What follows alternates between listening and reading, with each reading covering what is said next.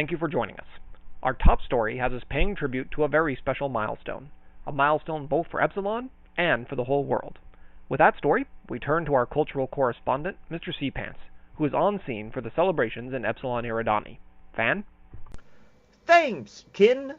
The leader, may he live forever, has declared a week-long nationwide celebration of 1,000 in 1,000, commemorating Epsilon's achievement of reaching 1,000 points before the dawn of 1000 AD.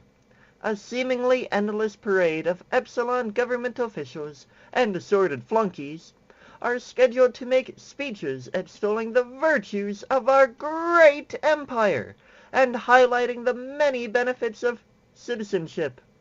Rumors that the celebrations are designed to cover up Epsilon's sinking ratings in almost every other world category are vigorously denied. But the festivities aren't just for Epsilonians.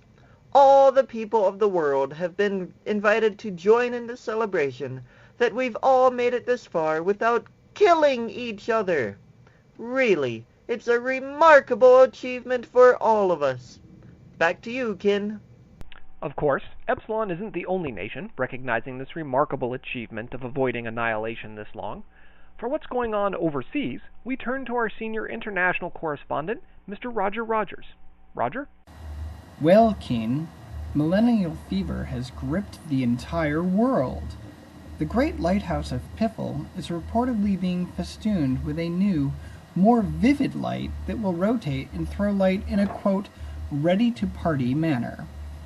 The hanging gardens of Aloha are being decked out with 999 lights, with the 1,000th light to be illuminated on midnight of the last day of 999 AD.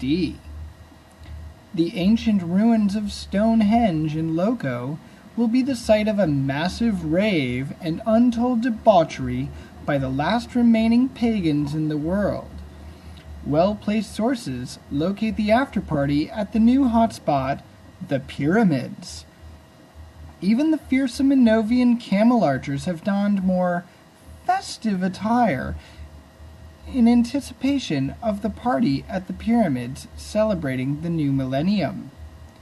So far, no sign of the expected chaos from world abacuses being unable to deal with the extra digit in every year. Here's wishing all of you the very best for the next 1,000 years. Back to you, kin. We now turn to one of the great problems that has plagued philosophers, theologians, and scholars of every era, a problem of pronunciation. On the trail of the answer, we turn to EEN investigative reporter Nam Tenger. Nam? That's right, Ken. For the past 15 years, I've traveled the world in search of an answer for this question that has plagued all of humanity. What everyone agrees upon is that Rick is one of the great patron saints of organization, moderation, and the giving of the law. What is hotly disputed is how to pronounce his last name. Here in Epsilon, we call him Rick Meeleet. In Aloha Land, they call him Rick Mayleet. In the land of Veloco, they call him Rick Malleet. In Piffle, they call him Rick Maleeft. And in Nenovia, they refer to Rick as the Great My-Light. All claim to have the right answer. But who is right? Is anyone right? How could I know? Finally, my journeys brought me back here to Epsilon Eridani to seek the counsel of the Great Oracle. After paying a surprisingly hefty fee that wiped out most of my life savings, I was allowed to shout out my question. After a moment of silence, the Oracle's chambers filled with light and smoke, and I heard a voice emanating from inside. Rick Meeleet. Rick Meeleet. Meeleet. Rick Meeleet. Meeleet. Meeleet. Meeleet. Meeleet. What does it mean? I've learned two things. One, perhaps some mysteries are best left unsolved. And two, the Oracle does not give refunds. Back to you, Ken.